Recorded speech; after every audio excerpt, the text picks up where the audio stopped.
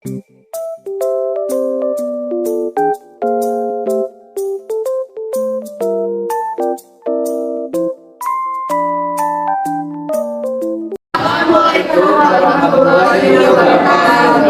teman-teman, kami dari kelompok 2 ingin menjelaskan tentang sistem ekspresi pada manusia, yaitu paru-paru. Perkenalkan, nama saya Nabi Baron.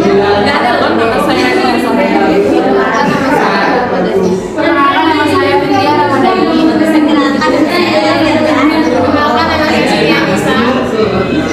Di sini kami akan menjelaskan sistem ekresi yang terjadi di dalam paru-paru. Sistem ekresi ialah proses pengeluaran zat-zat sisa makanan. Fungsinya ialah untuk menjaga keseimbangan dalam tubuh. Nah, di sini saya akan menjelaskan sistem ekresi yang terjadi pada paru-paru. Sebelum itu, mari kita amati dulu struktur paru-paru. Yang pertama ada trakea. Pada ujung bawah trakea bercabang menjadi dua membentuk huruf Y. Terbalik, itu namanya bronkus. Sedangkan cabang yang lebih kecilnya disebut bronkiolus. Kemudian ada alveoli atau alveolus. Bentuknya mirip anggur, terletak di setiap ujung cabang bronkiolus.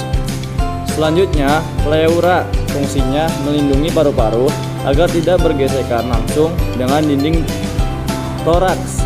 Apa sih fungsi paru-paru itu?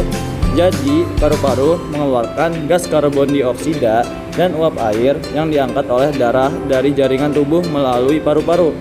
Paru-paru juga berfungsi sebagai sistem ekresi. Berikut ini struktur yang ada di dalam paru-paru.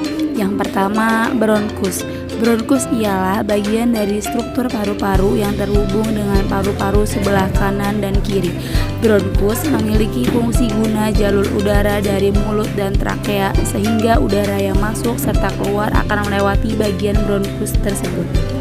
Mengeluarkan dahak atau lendir juga menjadi fungsi bronkus. Ini memiliki peran penting, yakni sebagai sistem pertahanan tubuh. Selanjutnya adalah bronkiolus, yang mana adalah cabang dari bagian sebelumnya, yakni bronkus bronkiolus memiliki cirinya sendiri, yaitu ukurannya sangat kecil layaknya rambut serta berjumlah banyak. Pada paru-paru kanan ataupun kiri ada kurang lebih 30 bronkiolus. Pada bagian ujung bronkiolus ada alveoli yang mana adalah kumpulan dari kantung udara. Masing-masing dari kantung udara struktur paru-paru ini disebut sebagai alveolus.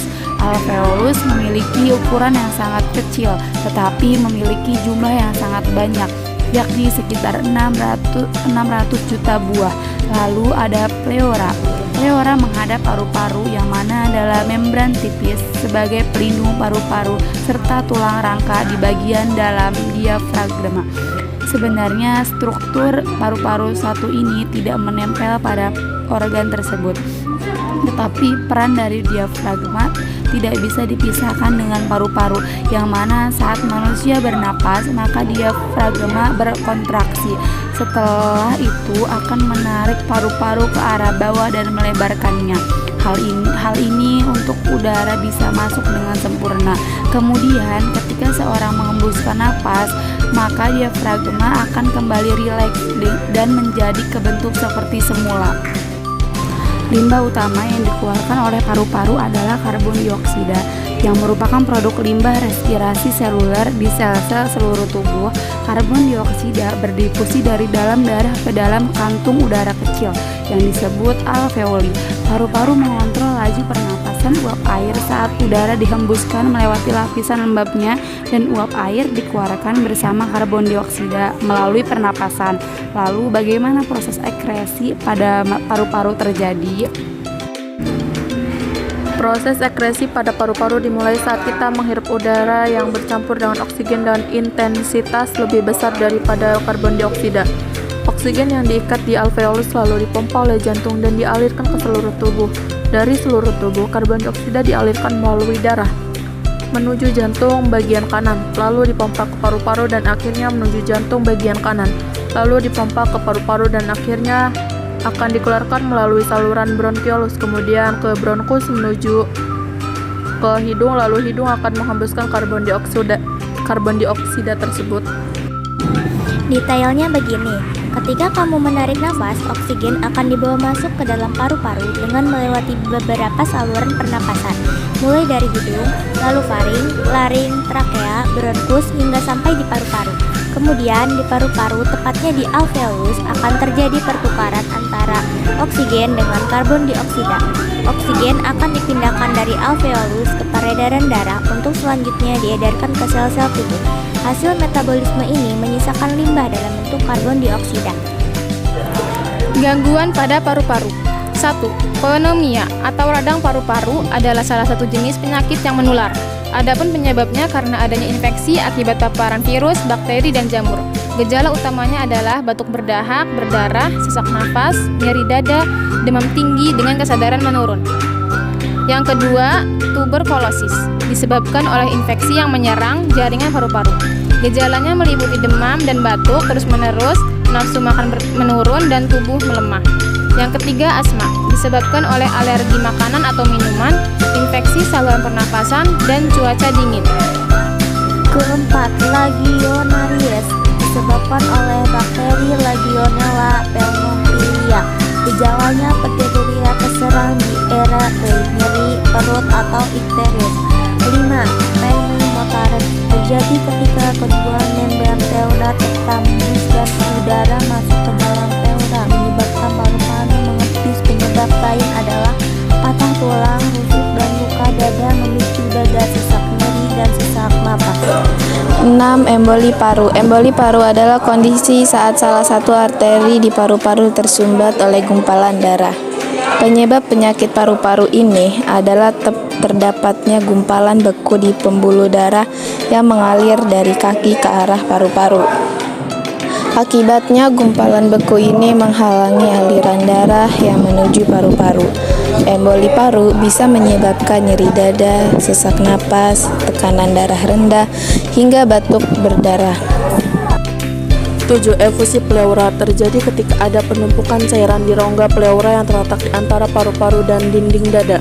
Kondisi ini bisa terjadi akibat masalah kesehatan tertentu seperti gagal jantung, infeksi paru-paru, kanker, atau pankreatitis. Pada pleura memang normalnya terdapat cairan yang dapat membantu pergerakan paru-paru dalam proses pernapasan. Akan tetapi, kelebihan cairan di paru-paru justru dapat mengakibatkan seseorang kesulitan bernapas. Selain sakit paru-paru, kondisi ini bisa menyebabkan pengidapnya sulit bernapas, batuk, demam, dan memiliki kadar oksigen dalam darah yang rendah. 8. Bronkitis. Bronkitis adalah penyakit paru-paru yang terjadi akibat peradangan di bronkus, yaitu percabangan saluran udara yang mengarah ke paru-paru. Penyebab utama bronkitis adalah infeksi virus dan iritasi asap rokok. Infeksi pada bronkus akan menimbulkan peradangan sehingga oksigen yang dihirup menjadi terhambat untuk masuk ke dalam paru-paru.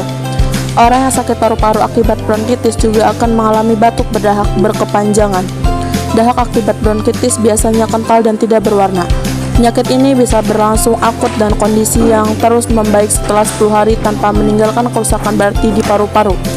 Namun, bronkitis juga bisa berlangsung kronis dan menyebabkan kondisi seperti penyakit paru obstruktif kronis. 9. PPOK. Penyakit paru obstruktif kronis merupakan penyakit paru-paru yang berkembang dengan progresif. Gejalanya akan semakin memburuk seiring berjalannya waktu. American Lung Association menjelaskan bahwa penyakit ini meliputi dua kondisi, yakni bronkitis kronis dan emfisema. Jika bronkitis menyerang percabangan paru, yaitu bronkus, emfisema menyerang kantung udara di paru-paru alias alveolus. Kedua kondisi ini bisa membuat saluran udara di paru-paru tersumbat sehingga penderitanya sangat kesulitan untuk bernapas. Gejala penyakit ini akan berkembang secara bertahap, ditandai dengan batuk yang tak kunjung sembuh dan sesak napas yang sering muncul, terutama berkegiatan. Beberapa penyebab utama sakit paru ini adalah merokok, paparan zat kimia yang mengiritasi paru-paru, seperti polusi hasil limbah industri, dan faktor genetik yang menyebabkan tubuh tidak dapat memproduksi protein alfa-1. Protein ini berguna untuk melindungi paru-paru.